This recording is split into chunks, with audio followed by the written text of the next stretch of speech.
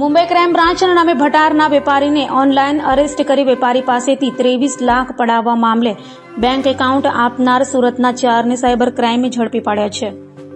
Mumbai airport પર custom વિભાગે પાર્સલમાંથી MD સામાન સીઝ કર્યાનું કહી મુંબઈ ક્રાઇમ બ્રાન્ચના નામે ટોળકીએ ભટારના કેમિકલના વેપારી પાસેથી 23.30 લાખ પડાવ્યા હતા. આ ગુનામાં સાયબર ક્રાઇમે મોટા વરાછામાંથી કુરિયર પેકિંગનું કામ કરતા નેવિલ ઉર્ફે બીટુ મહેશ હેડાઉ, હીરા મજૂરી કરતા મહેશ પ્રવીણ સંધ્યા,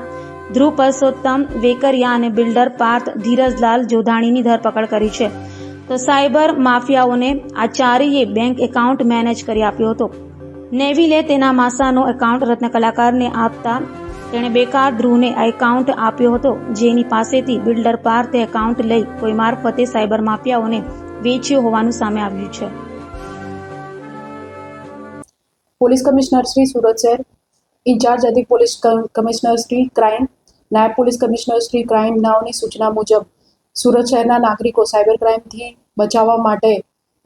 ઝુંબેશ કરવા માટે સૂચના આપવામાં આવેલ અને તે અંતર્ગત સાયબર ક્રાઇમના ગુના થયા હોય તો તેઓને શોધી કાઢી રજીસ્ટર કરી આરોપીઓને પકડવા માટે સૂચના આપવામાં આવેલ, જે અંતર્ગત સાયબર ક્રાઇમ પોલીસ સ્ટેશનની અંદર FIR નંબર 24/2024 નોંધવામાં આવેલ, જેમાં ફરિયાદી સાથે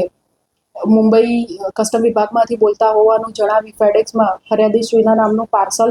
આવેલું હોવાનું જણાવી જેની અંદર MD, પાસપોર્ટ, ક્રેડિટ કાર્ડ તથા લેપટોપ અને અન્ય કપડાં વગેરે કબજે કરેલ છે અને આ ગેરકાયદેસર પ્રવૃત્તિ માટે અરજદારને ધમકાવી બીવડાવી તેમને અજાણ્યા WhatsApp નંબરથી કોલ કરી પોતે CBIના અધિકારીઓ હોવાનું ખોટી ઓળખ આપી ખોટા નોટિસ મોકલી તથા ખોટું આઈ કાર્ડ બતાવીને અરજદારશ્રીને મોટું તેમના IP એડ્રેસ વગેરે ચેક કરવા માટે મોટું ટ્રાન્ઝેક્શન કરવું જરૂરી છે તેમ સમજાવીને તારીખ 5 ના રોજ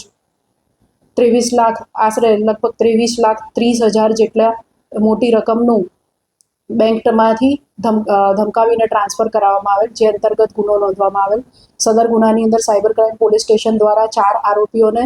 જેઓના મૂળે જે ખાતામાં પૈસા ગયા છે એના ઉપરથી ટ્રાન્ઝેક્શનના આધારે કુલ 4 એકાઉન્ટ હેન્ડલરને શોધી કાઢીને તેઓને ધરપકડ કરવામાં આવેલ છે. આગળની કાર્યવાહી અને આગળનું ઇન્વેસ્ટિગેશન અને પૂછપરછ હાલ ચાલુ છે.